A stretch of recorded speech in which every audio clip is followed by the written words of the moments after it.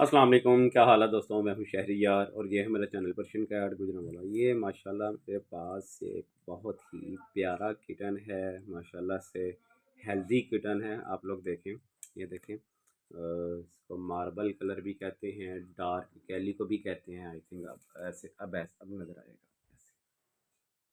Sorry, ये देखें माशाल्लाह से पंच फेस में है, पूरी भालू फीमेल है माशाल्लाह से। ये देखें, ये इसका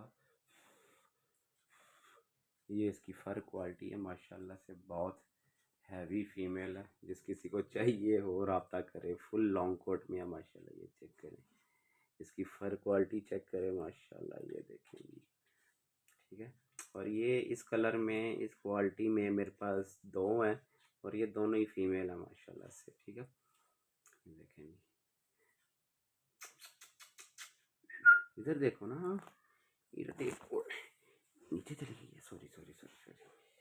ये देखें जी माशाल्लाह, इधर तो देखो, ये देखो भाई, ये देखें, ये देखें जी माशाल्लाह से।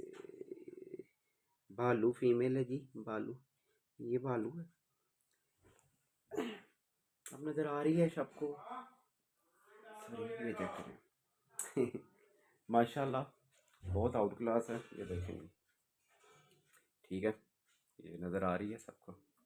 ये देखें, जिस किसी को चाहिए हो जल्दी जल्दी से रब्ता करें।